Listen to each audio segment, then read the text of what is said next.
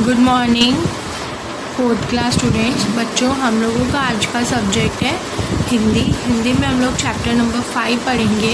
But उससे पहले आपको हमारा ये जो यूट्यूब का चैनल है इसे please like share and subscribe करना, ठीक है। तो हमारा आज का चैप्टर का नाम है दोस्त की पोशाक, ठीक है। तो देखिए, एक बार नसीरुद्दीन अपने बहुत पुराने दोस्त जमाल साहब से मिले। अपने पुराने दोस्त से मिलकर वे बड़े खुश हुए। कुछ देर गपशप करने के बाद उन्होंने कहा, चलो दोस्त मोहल्ले में घूम आए। देखिए, एक बार क्या हुआ था, नसीरुद्दीन अपने पुराने दोस्त से मिले, ठीक है। जमाल साहब नाम था उनका, और अपने पुराने दोस्त से मिलके वे भी बहुत खुश हुए और दोनों बहुत देर तक गपशप करने के बाद बोले, चलो मोहल्ले में घूम आए। जमाल साहब ने जाने से मना कर दिया और कहा, अपनी इस मामूली सी पोशाक में मैं लोगों से नहीं मिल सकता। नसीरुद्दीन ने कहा, बस इतनी सी बात। नसीरुद्दीन तुरंत उनके लिए अपनी एक भड़कीली अचकन निकाल कर लाए और कहा, इसे पहन लो, इसमें तुम खूब अच्छे लगोगे, सब देखते रह जाएंगे। देखिए क्या हुआ था, जमाल साहब ने कहा कि मैं अपनी मामूली सी पोशाक में लोगों से नहीं मिल सकता। तो नसीरुद्दीन ने कहा, इतनी सी बात। फिर वो अपनी भड़कीली अचकन निकाल कर लाए और कहा, इसे पहन लो, इसमें तुम खूब अच्छे लगोगे, सब देखते रह जाएंगे। फिर बन ठन कर दोनों घूमने निकले। दोस्त को लेकर नसीरुद्दीन पड़ोसी के घर गए। नसीरुद्दीन ने पड़ोसी से कहा, ये है मेरे ख़ास दोस्त जमाल साहब, आज कई सालों बाद इनसे मुलाकात हुई है। वैसे जो अचकन इन्होंने पहन रखी है वह मेरी है, ठीक है। देखिए, जो दोस्त नसीरुद्दीन थे वो अपनी पड़ोसी के पास अपने दोस्त को लेके गए। जमाल को बोले कि आज कई सालों बाद हम लोग मिले हैं, वैसे इन्होंने जो अचकन पहन रखी वह मेरी है। ये सुनकर जमाल साहब पर तो मानो घड़ों पानी पड़ गया। अच्छा नहीं लगता ना, कोई हम लोगों को कोई अपनी चीज़ दे और फिर सबके सामने वही बोले कि ये तो मेरी है। वैसे ही जमाल साहब पर तो मानो घड़ों पानी पड़ गया।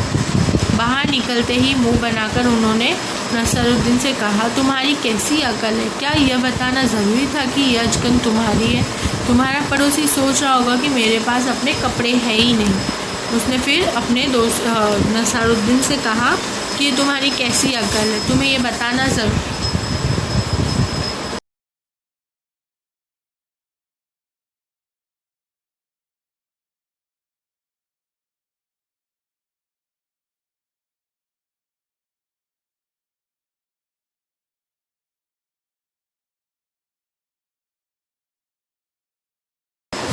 कैसी अकल है, तुम्हें ये बताना ज़रूरी था कि ये तुम्हारी अचकन है। तुम्हारे पड़ोसी क्या सोच रहा होगा कि मेरे पास तो कपड़े ही नहीं हैं, ठीक है। फिर देखिए, नसीरुद्दीन ने माफ़ी मांगते हुए कहा, गलती हो गई, अब ऐसा नहीं होगा। फिर उसके नसीरुद्दीन ने बोला, मुझे माफ़ कर दो, गलती हो गई, अब ऐसा नहीं होगा, कहूँगा। अब नसीरुद्दीन उन्हें हुसैन साहब से मिलवाने ले गए। हुसैन साहब ने गर्मजोशी से उनका स्वागत सत्कार किया। जब जमाल साहब के बारे में पूछा तो नसीरुद्दीन ने कहा, जमाल साहब मेरे पुराने दोस्त है ये, और इन्होंने जो अचकन पहनी है वो इनकी अपनी ही है। देखिए फिर क्या हुआ, अब नसीरुद्दीन उन्हें हुसैन साहब से मिलवाने ले गए और उन्होंने हुसैन साहब ने उनका अच्छा स्वागत किया, ठीक है। फिर जब जमाल साहब के बारे में पूछा गया तो नसीरुद्दीन ने कहा कि ये मेरे पुराने दोस्त और इन्होंने जो अचकन पहनी वह इनकी ही है। जमाल साहब फिर नाराज़ हो गए, बाहर आकर बोले, झूठ बोलने को किसने कहा था तुमसे? क्यों? नसीरुद्दीन ने कहा, तुमने जैसा चाहा मैंने वैसा ही तो कहा। फिर जमाल साहब को गुस्सा आ गया। अब सही बात है, अब कोई और के सामने अगर हम लोग ऐसा बोलेंगे तो कितना अजीब सा लगेगा कि ये इसी की कपड़े, अगर वो कपड़ा पहना है उसने तो फिर नहीं बोलना चाहिए ना। तो उसने बोला, तुमने झूठ क्यों बोला? तो उसने बोला कि तुमने जैसा चाहा मैंने वैसा ही तो कहा। पोशाक की बात कहे बिना काम नहीं चलता क्या? उसके बारे में न कहना ही अच्छा है, जमाल साहब ने समझाया, ठीक है। फिर जमाल साहब ने बोला कि तुम उसके बारे में बात न करो तभी अच्छा है। जमाल साहब को लेकर नसीरुद्दीन आगे बढ़े, तभी एक अन्य पड़ोसी मिल गए।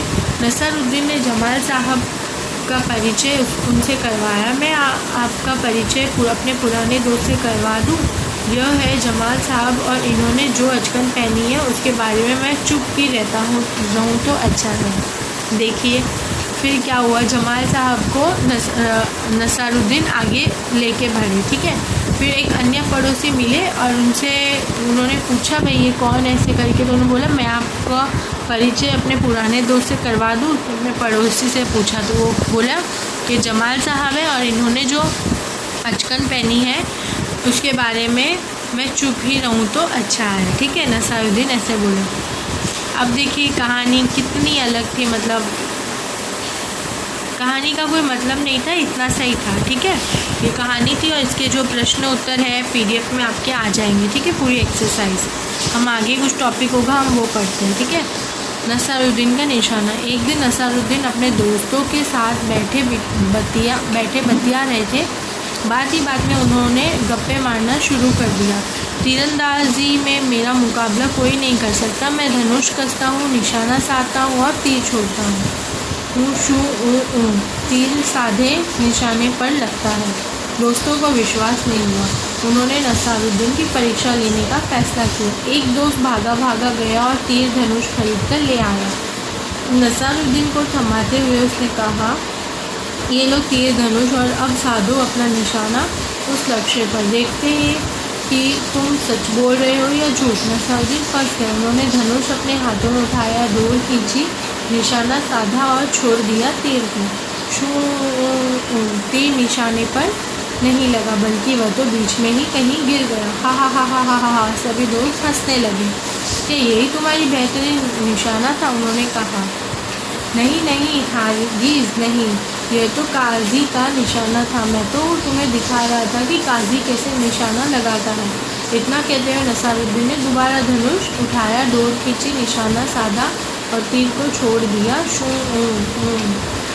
इस बार तीर पहले वाले तीर से तो थोड़ा आगे गिरा पर निशाना फिर भी चूक गया। दोस्तों ने कहा, ये तो ज़रूर तुम्हारा ही निशाना था नसारुद्दीन। तो बिल्कुल नहीं, नसारुद्दीन ने कहा, ये मेरा नहीं सेनापति का निशाना था। एक दोस्त ने ताना कसा, सूची में अब अगला कौन है? इतना सुनते ही सबने जमकर ठहाका लगाया। नसारुद्दीन खामोश रहा। उसने चुपचाप एक और तीर उठाया। नसारुद्दीन ने एक बार फिर तीर चलाया।